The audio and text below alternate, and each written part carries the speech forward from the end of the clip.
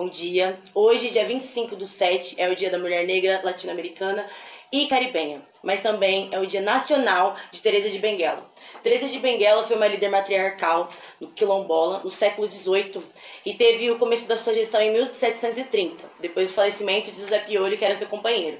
Ele foi morto numa invasão desse quilombo, onde 79 negros e 30 índios também foram mortos. Após essa invasão, Teresa começou a gerir esse quilombo juntamente com governadores escolhidos por ela, para que houvesse democracia dentro desse quilombo, né?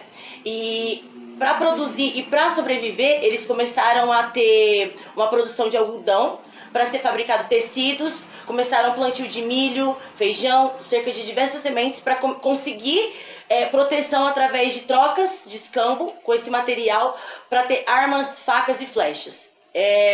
Em 1970, houve outra invasão onde Teresa de Benguela foi capturada. Alguns dizem que ela se suicidou, mas ela foi capturada pelo exército, então sabemos o que aconteceu, né? Depois da captura, cortaram a cabeça e colocaram a cabeça dela no alto de um poste no meio do quilombo para que ela servisse de exemplo. Mesmo tendo esse exemplo, alguns dos negros conseguiram fugir e conseguiram reconstruir esse quilombo de Quariterê, né? Quariterê, no Mato Grosso, e durou até 1700. Em 1777 houve outra invasão onde eles capturaram a maioria e todos foram marcados com F de fujão e devolvidos aos seus donos. Mas mesmo depois de todos esses obstáculos, esse quilombo sobreviveu até 1795, onde houve mais outra invasão e foi extinto todos os quilombos. Tá essa mulher aqui maravilhosa no fundo, para falar um pouco sobre como é ser mulher preta, porque eu falo sobre ser mulher preta hoje, mas o ontem, ela vai saber dizer bem melhor, e né? Vim trouxe ela aqui, ser presente, vovó, diga.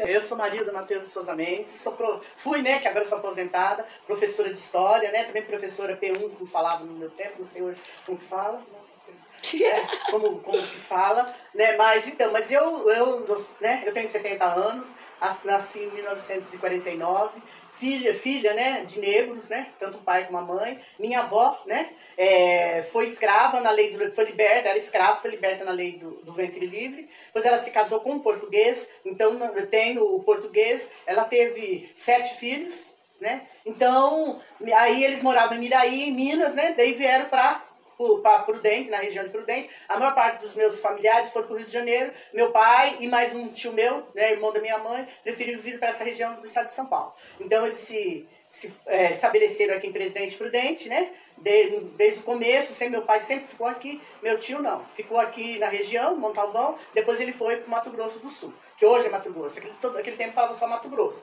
Então, eu sou a quinta filha, a última filha, temporona, né, depois de muitos anos que eu vim. Meu pai já estava estabilizado, minha mãe era dona de casa na época, né? E meu pai trabalhava na Matarazzo, né? Uma fábrica fazia óleos, esse tipo de coisa. Aí ele teve um derrame fulminante, morreu no trabalho. Aí a vida a luta começou a piorar, porque antes tinha luta, mas aí começou a piorar, porque a minha mãe tinha direitos, né? Mas naquele tempo não se tinha advogado como se tem hoje, pessoas que coisa. Então, era uma pessoa lá que representava, né, as famílias. E minha mãe começou daí já o sofrimento. Minha mãe foi enganada. Minha mãe tinha muitos direitos, porque a firma que meu pai trabalhava era tudo, ele era registrado, tudo certinho. Mas ele pegou esse senhor, né? Não vou falar o nome, já morreu. esse senhor, né? Esse senhor enganou minha mãe. Aí minha mãe teve que ir pra luta. Uma filha de 2 anos, que era eu, né, ir pra luta. O que ela sabia fazer era lavar roupa. Então ela começou a lavar roupa pra fora. Teve senhoras, porque não era só uma casa, teve senhoras muito boas, mas o que me marcou mais, eu tinha na época 2,5, 3 anos, né? Um pouquinho mais, um pouquinho menos, não sei assim, de precisar. Mas aí foi numa casa de uma senhora que era muito massa, entendeu? Muito má mesmo. Então ela gostou do serviço da minha mãe, que foi muito bem, mas minha mãe tinha, então as outras me aceitaram. Mas essa foi família não me aceitou, uma família muito rica, na época, né? E não me aceitava, não me dava comida. Falou, ó, ela pode vir, mas ela não pode sair do lugar, tem que ficar sentada, tal, tal, tal. E eles davam um prato de comida. Isso me chocou muito e me fez eu ser essa mulher de luta que eu sou hoje. Porque ela dava um prato de comida e aí minha mãe tirava, geralmente eles davam uma laranja ou uma banana. Minha mãe comia aquilo e eu comia. Mas na minha casa, graças a Deus, tinha comida. Mas foi uma coisa assim muito humilhante. Mas hoje a gente passando, a gente vê que aquilo lá faz a gente crescer, aquela humilhação. Até com 6 anos eu falei pra mãe que eu não queria mais, eu não ia mais. Aí comecei a ficar em casa, aprendi a cozinhar, né, fazia comida para meus irmãos. Aí foi, né, sempre estudando, sempre buscando. Minha mãe me incentivava muito. Era uma mulher assim, mesmo que era analfabeta, era uma mulher de muita força, muita garra, sempre me incentivou, sempre, sabe, lutou muito, né, até no meio da própria família, né. Os meus tios que era melhor de vida, um queria levar meus irmãos para o Rio de Janeiro, outro queria quando foi para Mato Grosso. Minha mãe falou que não, que nós íamos ser criados do lado dela. E nós nos criamos. Graças a Deus, eu consegui chegar à faculdade, né? Consegui uma faculdade pública na época, nem sei muito, mas não era a... Não era Unesp, era a faculdade de Júlio de Mesquita Filho, era mais ou menos... Júlio de Mesquita Filho. Então eu entrei lá, graças a Deus, com muita garra, muita força, fui a 4ª colocada, né, e fui premiada, assim, né, tudo, graças a Deus, por isso que as 5 primeiras eu fui a 4ª, fui premiada, e continuei a minha vida, e fazendo faculdade, casada, dando aula no sítio, e foi assim, esse é o início da minha trajetória, que graças a Deus eu consegui vencer. Como professora negra daquela época, a senhora acha que a senhora sofreu... algum preconceito de questão de aceitação dos alunos, dos pais?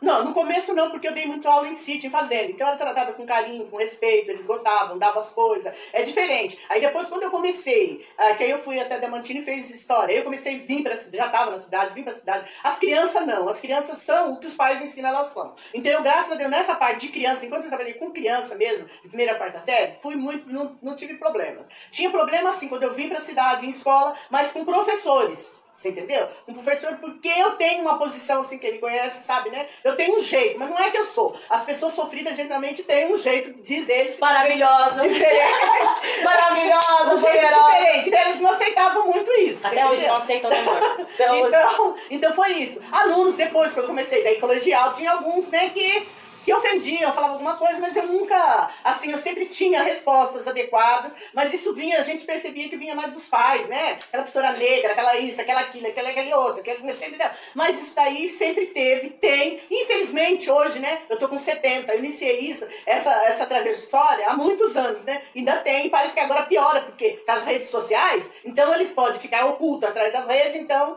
Bota a cara no sol! Então é tudo isso.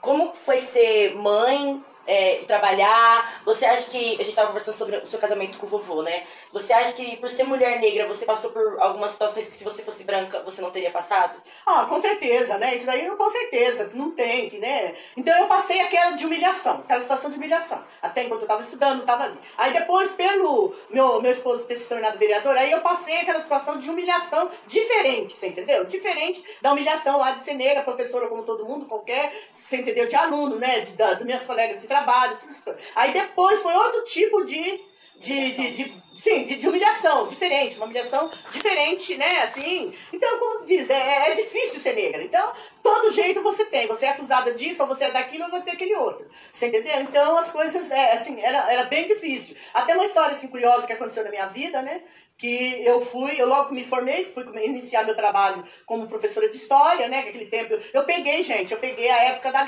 Então, né, na época da ditadura, eu estava fazendo a faculdade, na época, né, uma faculdade pública, então sempre tinha alguns problemas, né, a gente na sala de aula era invadida, tem gente que fala que não teve ditadura, eu vivi a ditadura, uma pequeninha, muito pequena, mas já foi doída, sofrida, porque eu vi colegas meus ser presos, polícia assistindo aula, principalmente aula de sociologia e filosofia dentro da sala de aula. Então foi... Nada mudou, né, gente? Isso que eu passei. Passei isso, assim, na carne, né? Tava grávida e muitos amigos, né? Por estar grávida, eles iam ali, não tinha esse asfalto, não tinha tudo isso, né? Era terra. Então eles vinham pra me ajudar, pra descer ou pra subir, eles vinham. Enquanto isso, a polícia tava ali com uma mulher grávida, eles eram né? Mas teve muitos que teve que sair. Então foi assim, uma época triste. E você imagine mulher negra, né? Mulher negra como que era. E minha vida, assim, na época de faculdade, então de manhã eu pegava de madrugada uma van que ia até. Eu dei muita aula em sítio na região ali de Pirapó, Narandiva, ia, né? Ali dar aula, voltava, né? Ia no banheiro da faculdade, trazia outra camiseta, à noite ainda ia dar aula no Mobral. Então foi assim, foi a vida. Porque todo mundo não vê os tombos que a gente toma, só vê aonde a gente chegou, não vê as humilhações que nós passamos. Não é mesmo? Mas acha que a gente é exibida, que a gente é isso, que a gente é aquilo, mas não é não, gente. Sabe que negro, não pode dizer um negro, pode dizer que a vida dele foi tudo maravilhosa. Não pode dizer, porque é difícil. Só se for negro mesmo ali, de raiz. Aquelas coisas assim, não pode dizer que foi. Conseguiu vencer muitos e muitos, graças a Deus conseguiu. Mas dizer que não, pra mim não acontece isso, é mentira, é engano, não é. Eu posso afirmar com meus 70 anos. Tá vendo? Você acha que hoje, com 70 anos, a senhora ainda passa, a senhora ainda vê situações de racismo? A senhora acha que mudou muito ou a senhora acha que está sendo um pouco mais maquiado? Eu acho que hoje tem, se a televisão pôr, é mais fácil ver, você vê mesmo certo. Mas no dia a dia... Muito maquiado. No dia a dia, nas coisas assim que tem, você entendeu? Então tem aqueles olhares, né? Se você tá mal arrumada, tem olhar. Se você tá com um carro melhor ou não é, né? Um padrão um pouquinho melhor, você também quem é, mas que não é, que deixou de ser. Então eu fui muito humilhada no prédio que eu moro hoje, quando eu vim pra cá. Então as pessoas, essa negra aqui, aí tinha um zelador que cuidava daqui, gostava muito de negro também, né? Negro, o único que ficou negro, coitado, até faleceu, que Deus tenha. Amém. Então, aí as meninas, e outra, eram empregadas domésticas, babá, não empregada assim de coisa, a maior parte era babá. Então elas viam aqui, né, e foram pesquisar onde eu trabalhava, que lugar que eu trabalhava, aí viu o lugar do carro, porque o meu carro fica num lugar, né, já era de meia de idade. Então eu peguei um lugar bom pra ter minha garagem boa. Então ela não... Do meu carro pago, do meu apartamento, da minha garagem. Ninguém, você entendeu? Ninguém, e eu fiquei muito, não, que eu saía, se tivesse cumprimentava, uns eu cumprimentava, primeira vez não respondia, depois não cumprimentava mais e tal, e foi passando, até que um dia o seu Carlos pegou e falou pra mim, né, que todo mundo ficava assim, sem que saber. Ele vivia brigando, que tinha gente que achava que a senhora trabalhava aqui. Que eu, não, achava que, não sei o que achava, só achava coisa ruim, que nem convém falar, o que é, não convém falar por você entendeu? Vamos cortar, não vai acrescentar, não vai acrescentar, isso mesmo. Você entendeu? Fina, então aí ele vivia, coitado, eu falei, seu Carlos, não liga, não fala mais, não briga com ninguém, o senhor é funcionário aqui, pode ser que as pessoas inventem alguma coisa, você pode até perder o emprego, o senhor sabe quem eu sou, eu sei o que eu sou, deixa ele né? Entendeu? Então, são coisas assim que acontecem. E isso daí, tá na televisão? Não tá. Tá no rádio? Não tá. Tá? Não tá. Então, olha, eu, como negra, eu adorei esse negócio de internet, é boa. Algumas coisas não é, mas nessa parte do negro poder se expressar, as pessoas são, né, humilhadas, então aparece, então isso é muito bom, sabe, isso tem a diferença do meu tempo de agora. Então minha mãe, quando que xangava, falava alguma coisa, o que minha mãe fazia? Minha mãe queria partir pra briga, era diferente, né, mas também ninguém brigava, apanhava, lutava e era assim, tipo, hoje não, a gente tem leis, a gente é protegida, então graças a Deus melhorou muito, mas não do jeito que eu como negra, do jeito que deveria, eu como negro gostaria que antes de morrer eu via melhores. Ah, não vai demorar ainda, pô, vai demorar. Eu vou morrer tão cedo. Vai morrer tão cedo, a gente ainda tem que ir pra Bahia, botar a bunda no sol. Mas enfim, era isso que eu queria. A senhora quer acrescentar mais alguma coisa? Não, só agradecer. Minha avó é uma mulher que eu admiro muito, sempre admirei. A minha família em si, né? O meu avô também, a minha avó. Mostra sua foto, você com o embaixador do Senegal. Minha avó conheceu o embaixador do Senegal, minha avó conheceu. Olha aqui, olha aqui. Aqui, esse Ed Murphy aqui é meu avô. E esse aqui é o boy do Senegal. Gente, a minha avó. Bem africana. E o outro Secretária de Cultura. Secretário de Cultura do Senegal. Entendeu? Então assim, nossa história não é só escravidão, nossa história não é só humilhação, entendeu? Minha avó é um exemplo, existem muitas negras como exemplo, Teresa de Benguela é um exemplo do século XVIII. Então mulher preta, persiste, luta, vai pra guerra, estuda, cresce, porque eles sempre vão tentar diminuir a gente. A minha avó foi humilhada, o meu avô foi humilhado, mas eu sou humilhada, a minha mãe já foi humilhada, a minha irmã é humilhada. Chega da gente se calar, hoje é nosso dia, mas todos os dias a gente tá na luta. Então vamos se impor, vamos levantar a bandeira, vamos se unir, porque mulher preta é mais forte junta. Amém. Assim seja.